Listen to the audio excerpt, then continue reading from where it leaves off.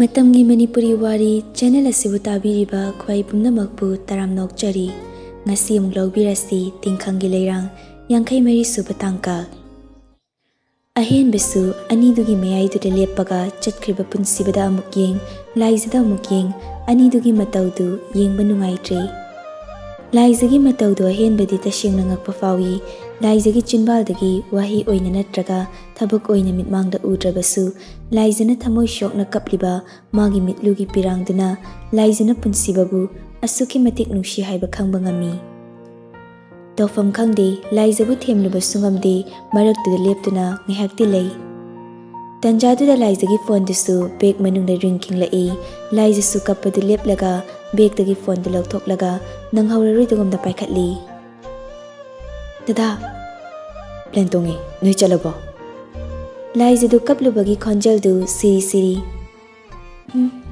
chatrida nang kapiro laizadu mamitu tratra khapladuna nofet tawraga kapte kapkanuko lamhenganu gyan tana leyo ayam tuna muk thoroktoini aisu nangbu thanamnaga chatlibase nunghaibinati isada iyang hanglibani laiza punsibagi wadu tabada laizadu mapidu tarakanu yadre makutuna machindu melaga tuminna kappi punsibasu makha tarai laiza aisu kaduda iyang hangurani tawrishi sida plan tonglise nang naingonda ngatharakadaboida khalli laizadu mapidu fatfat taithoklaga khonjaldu tablapna hairei dadasu wakhal nungaitaba khanganu adu dada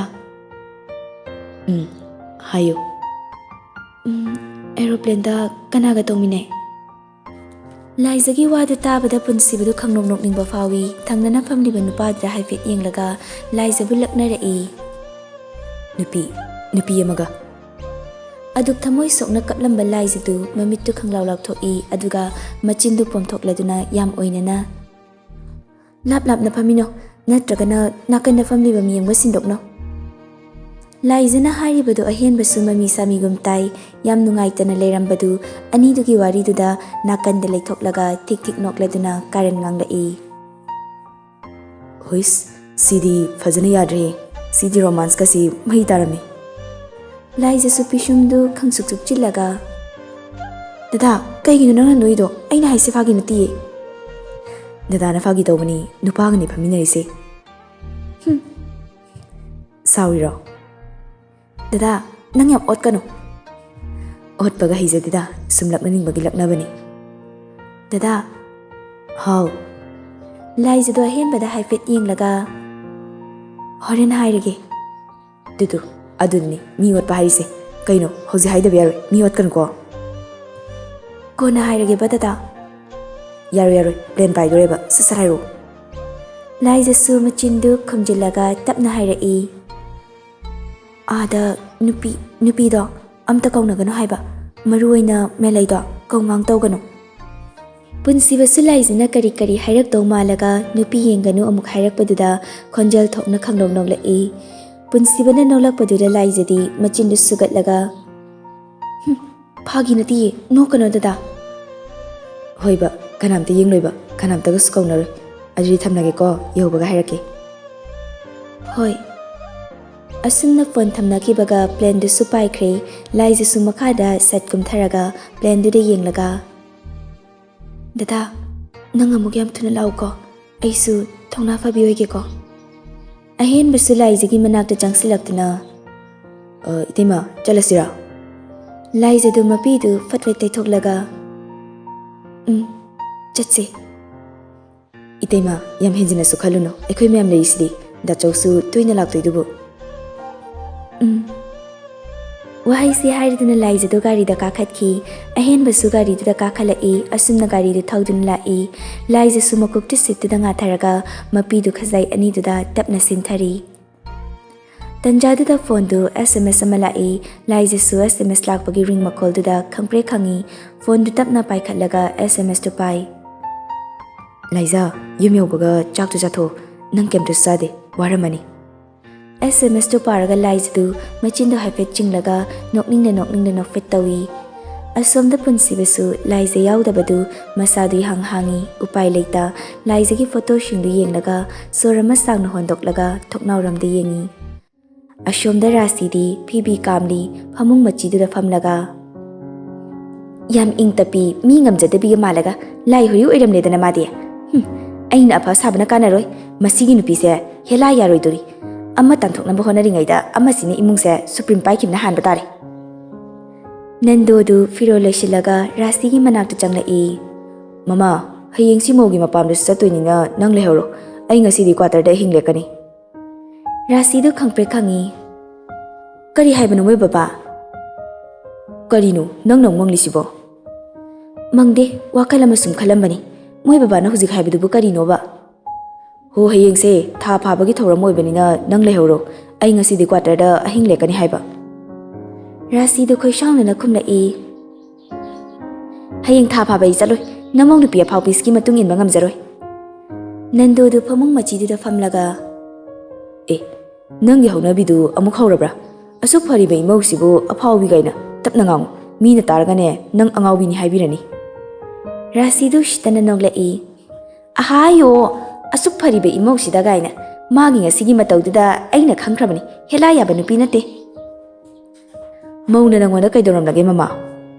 Rasidu mana chumnaba hairai ho thakli chenthorklagane aingonda thomjindana kokse thongde shinana pomledana adudagi khutta pariba chakapto makhada taribanidna aina ngasai tumina leishilidine sanana nungai roi haidana tumina leibiba ise maudu soikiba oramgani ne tawge yauna tawbudi oramloidana maso Rasi sunandoda faini yenglaga kangkalu kumai nugai rakadorabani namau nupigi magun khanglakhini na Nandodu ngasai kai phagi torambani adubu handakti yantana hairai Rasi mause chehi songangni ningthina loinabiu Nang ay matam kuire leminarakpani Nangi wakalon aina chapchana khangi Sanado chatkibadang mangari Nangi natawse mayamgi mamangda uthokadabasu ay ikaije yantana layo Imausida tati tawoina tawba yaroi Nang hayengse kamaina tawge haibano Chatke haibra chatloi haibra Nandogi wadu taraga amuk heli sauningba Rasidu paukham pide tumina lay Nando su thawshadana makha tarai Nang chatni chaloi asingba mahairo Nang yaudraga chatloidaba nate Nang yaugere yaurira nangi kushini Memthoi hoi lansin lui hoi Rita hoi tawragane marai chatminajani aigi ja chokpa thabak tawgadaba oirabadi nampuda chatkinu Rasidu tablapna hairai Moi baba wahai se hairamlaga Nandodu fukhawgatli Hai Rita Memthoi nakhoi ani bazar chalula ai pisa piramge hayeng maugi mapam chatnaba pochai leirucho Wahai se haina Nandodu chatkre Rasidu sauning leirambadu Nandogi waldu tabada amukka hena sauningkre achakpa maida gi haijinbaga chapmanakre nakanda leiriba phone du tap paikhalaga kanadona ma call tawi asomdagi su phone du paikhalai Hello inambema Rasidu shau tawsilai Hai noi paisa do handoro karimta kanadi haujingna mu henjili tamna palakani inambema potu hek thabagadi paluyi Khangde noigi do tawrubadagine amuk henjin khraba kaino ma tawri poto amaga piro amaga thajingi Hoi pirake aduri nambema nahangi paisa masing dumak piraga angang du thabiro ai angang du sum sinarage Hoini adubidi pirake ni handakti ne suhenba yade ko thamo Wahai si hairaga phone do amuk kakthatli Ras ki number du da yam thuna call tawi Ras nang kaidawni thoraktoriye Hayeng thorakani ni laizo hoila banatro Thore magi minga palakanu nang na hangi thabak to amuka chattaba yadre Nine aduna kanadrabo Hai karim naganu nang hengana lao thamo yare ai khoidogam sauni Phone du set kakthatli masado sauning bagi tawfong khangda fuk hawgalaga chakum lomda prap lai Ahen bagi chak saruk tuga laizagi chak saruk tuga dining table mathakta leiribadu ubada wakhalda sukhali chak chadri maline khangani dina Nang ay bustaba luina hidokeba kari chabanu yengi Asi khaladuna Rasidu thonglomda mi lakpra haifet yinglamlaga prap changsinduna laizagi chak saruktu puthoklaga dustbin du da haidoklaga pukhamduna bashinda hapchilamlaga wakhal nungaina moigi kada changsilaga TV yengduna lei ngahak leibaga ani du suhalai ahen bagi gari makolda tabaga Rasidu nokfet tawraga machinda pena sonjai Minai nubi nangomba pet laubi larik laisu haitabi lawai nubi nang nasu aingonda singnaba nungaini nangna thibongdo chara hen batabani Laizatu masadu ihei hiningdana imungda tapna changlaktuna moigi kada kakhatli. Laizana moli moli stair kakibadu rasidu tumini yengi. Ahenbadi chak lamandana chakumda direct changsilaga chak tu chai. Laizadi mafi phaba hongani khangkhidre ihang hanglaba kaduda mamitu koini yenglaga phamung machiduda tapna famladuna tumina ngahak lei. Mamitagi mapi ira cheladuna machinda stablap soli. Dada, nang leitaba kase ihang hangle. Asuk pangan sonbi aise. Dada yaudana ai karamna leigani. Kasde leiriba posak khuding maksisu. Dada, nangina saktu udabada magulla matte yaudre. Makhoi soigumna tingak tingak upai leite yenglaga leire. Dada nadi thauna phabi oyu kapkanu hai. Adubu aigi mitki pise tahandana bahonabani. Dada na inaktagi lapkrabada pirang simadi khamjaba yadre dada. Asi hairaga laizadu hi kapi ngahak kaplaba matung punsibana guli chaw haibadu ningsinglakpagi phamlambadu fukhawgatli aduga firoldu sasat hongdoklaga makhada kumlai. Chakumda prap changlai table mathakta chak amata leiramdabaduda rice cooker do hangdoktuna muk yengi. Chak amata leiba udabaduda laizadu Rita gi room da prap amuk lai. Rita su bazar chatkiba oibana leiramdri. Upai leita chakumda muk changlai. Ahen bana chakfam lukhaktu fengdoke khaiduna puthorai. Dustbin do hangdoklaga chak kitang lembadu haijinge tawbani adubu dustbin manungda yauriba chaktu ubada laizadu chaplepi. Chak sidi aphabani ne. Nene nabu chak se haidokarane. Haidokloida. Imana suidana oiramni. Aina tumina leithokladi matungda sumayam tawrakibe yai. Aduna para amadi tambiragi. Rasina phattabanina laijasu hek yengbada khangba ngammi. Koliktu sasat phengdoklamlaga mathakta karai. Begtagi paisa lawthoklaga yam thuna makhada kumlai. Rasi su laijana tawribadu lumlumdana yenglibani.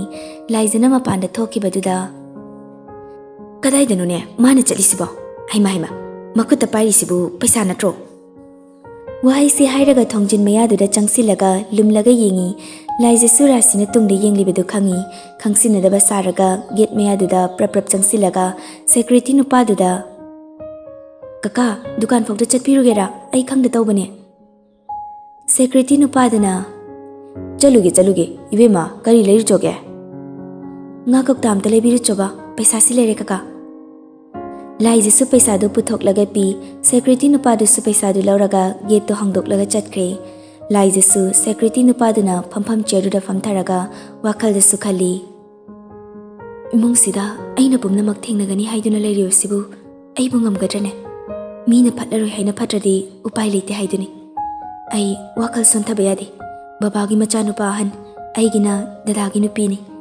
imung sida dadagi hak yamna le kari yeina sonthagani Miyoibagi wakhal chen mangamdriba masagi ta khaliba minungsi khangdebi mabu achumba lambida purakpa ngamnaba aina honagani Bema sida leizare Laizadu khangpre khangi security nupaduna pirakliba polythene dularana kaka chak chabirabo Security nupadu ingangakna khudangda siriba gari dure yenglaga Kaino dei bema hojik pungama tarasibo chak chadradi lorene Laizadu thak na haikibani security gi wadu tabaga gyan khangta tai Oh aidi ngali boy khalure aduri kaka hore numidang chanaba henjang pirake Ibi mana harisibu ayuki chak chabidribra Charida kaka hore ngi henjang pirake ko Wahai si hairam laga laizadu makha taramdana gam chatki security nupadu sungakna laizadu yengladuna machinda tablap solawi Kaino Ibi magisibu hoji phawa chak chadribzala mana chai haina khumlamniba maithongdu yade henjanga leri sinadi chadriba malida medam ge hongna bidu tawrabazala nahana khangkrabani otpiramlani laijasu chakhumda changlaktuna chakti thonggatli aduga henjang dusu thongba hawi Rasidu ngasai sauning chabagi chaktu kitang khak chakhibani laijagi henjang thongba manamduda chaktu khamlam lamla kogum tawi wakhal da sukhali Masibu chatlaga hairasirane hairida charamdai hekta ngangthagi chakluk makhongduda mapido oro tahangi kaisu leitabi mana aigi mungsida kushirasi tawya yabro khangani dana mama asibidu palaga ngangbada mathibongse chaba ngamgadro Rasidu laizabu pena pena chairi chakhumgi thongjinduda leplaga amuk cheptharaga chak loiraba yengi. Laizasu rasina padar haidokpa khuding khanglibani adubu khangsinadaba sai isai ngangangdana henjangdu thongli mamittu huirap thongjinduda yenglaga tablapna nganglai. Mitsna laikai ko iganba leirang khuding lamdan ba nangbu Jinbal kohi taiduna nata tauranu nungshi haitabi. Rasisu mami sami tabagum tawi sakli baisai mayektuna amukka heli sauningba mayai kagi sofa duda ngek famlaga machindu murum soli. Magi sibu aina lotna yengli sibu khangkraba zala sakta asiga mau oiraba mana isai tamni gaina oisu oiridabda hauziki matamda larik machet ama phawba udaba manasu asaga sagatana ahayo no punokningi hauziki isai mayektubu leiramgadrane onthokna sauningkreda aidi magi se mi ustrini mase ai sum sauningleda ai chak loibaga ngairaruda ngangurageda. Rasidu yam sauna foghawgatli aduga chakhumda paisilai. Laizasu dining chairduda ningthina famlaga chaktu chaba hauduna leirami adu ubada rasidi amukke hena saukhre asaubadu henmankibagi mamitkadu ngangsilai. Laizasu rasida haifet yenglamlaga thausadana ngamatum ama lautharaga chaba hawi. Laizasu tawgi yauna tawribani rasidu prap changsilaklaga laizagi manaktuda chapleplaga saktra amaga loinana ngangba horai. Chakse hauzik thongira Kudombiga thilaga hairakpani laizasu chana khumlai. Nungthil pobopsida chak thonglaga chaba matamlo. Laizadu khumdi chafam thokpa dum chai rasisu chakna lambaga laizana charibadu ubada matin yotli laizagi mataududasu makhoi marin chakpada lori khonjaldu kantakna hairai. Kanagi ayaba yauraganu nangna chak thonglisibo lawai nupi nama napana ningthina nakolaktabi namittuda larik machet ama phaba udabi lokthong nupi nangna aigi mungse nang kusi tawba yabro nang yam phawrine kari yenglaganu nangni musida phawrisibo. Rasigi wadu tabada laizadu thamoida dang pali adubuma wahi amata khumde mamitta mapira cheladuna chaktudi khangjilaga dumak chari. Laizana kaishu thausadana chaktu charaga leibaduda rasidu ngakpasu phawi dining table duna makutuna fak tharuduna. Hey, aina harise nang nanadu tadabro nangbu nanadu panglabra habani karigino nangna sugyamna mi ustribisibo aina nganglisibu phagiro charibana thibongdo noigi mathong marang khangdabai namana paduna pirakpa nate nama sibaduna ichagini haina lairei paktagi thabirakpa nate. Thauna pumba puthokduna khangjinjabadu rasigi kanba wahaiduna khangmagi pangal leiraktare chariba chaktu chapleplaga khoisauna pukhawgatli. Laizana khangau haugalakpaduda rasisu khangprek khangi laizasu pendaba magaloinana tablapna dum hairai. Ima ngasai makhaisu tagina tabani ima na ngasai dagi ngangliba mayamda khumnarabadi khatnareni khangbagi ai tumina leibani adubu aisu mi oibanina khangma ngamsilaktre ima na pamlibase aina khumlakpadu natro phare adudi ima na ngangliba mayamse amata chithadana pakhum pijarake aina chak thonglibase chak thong bisanabagi pangthong thong manati aigi chak sarukto leiramdabagi aina chanaba thongbani aduga aise icham chamba minati leibak miyam khangna lohongduna yumsida lakiba khwarakpam nandogi mamong nupi ahni yumsigi yumbirambi aina chanaba chak thongbada mingondagi ayaba lokfam thokti khari yumsigi yumburembi haiba. Rasidu marak sat thatlaga hairakpani laizasu khondu amuk khitang kangkhalai. Ngai khoima tumina lebikho aina pigadaba pakhum yamna watli ima na marak thachinbirakanu ima sagai sigidi dadana ahanba ini aduna yumsida dadagi hak yamna chawna leiba maramna dadagi loinabi amoina asuk mama leitabi lawai nupi ima ipana ningthina nayoklaktabi asuk tonbi aise ngasidi yumsida aigi hak yamna leikre aduga aina thonglibi henjangse kanamtagi maral nati aigi dadagi maralna leiraga thongbani aduga chariba chaksina ikuboki maralbu macha mamo ekoina chadana kanana chagani imagi maral amatte yaudi ashide imana wangang pham sthokte. Rasidu makha chiklaga makutu kutum tasilaga laizada mamitu khana yenglaga yam sauna hairai. He nang ngasi hatoura Laisi su tok sadi makha tarei. Lairik haibi kanagumbi amana asuk thamoi pikna minungsi khangdena imungsida leigadaba saru lairik haitabi minungsi chawbi mama ama oibna fayena khanje. Lairik haitabi aise ngasi phawba leirakpada kanagumba misak amatada akanba wa haiki beleitri. Aduga imana aigi ima papalaga ngangpham stokti. Ima sumuna khanbiyu aise kari oirina khanbiyu. Aina direct hairaklabadi imana ibu punsigi kawkaro. Aduga mana imagi thamoiduda minungsi machet ama phawa poktriba. Jinbalda khoi teiraga puk manungdana aphaba amata khanbidriba. Aigi dadadugi ima aigina inde boktuna ngasigi taibangsida leiramba thoklaba. Wahaisi hairaga laizadu mamittagi mapidu oro taraduna makutuna dining table duda rasina thakibagum phak tharaduna thamoidu sokna hairei. Karigumba imaduna leiramba thoklaba. Ngasi imana mandir gumlabi yumsida maharani gumna leibase leiramloi habisisu kawbiganu. Aduga imana matam chupada yumsidagi inthoknabada honariba kana leitre khaliba dadado hauzikti magi laizina magi damak thongna phana lepre. Dadagi damak laiza lei habisimasu ngasidagi khangjinbiyu. Asi hairaga laizadu khudombidu rasigi mamai nakna thilaga. You understand? Khanglau laurakpani rasidu khangpre khangi masadu feng chongkhali. Ima khangini he.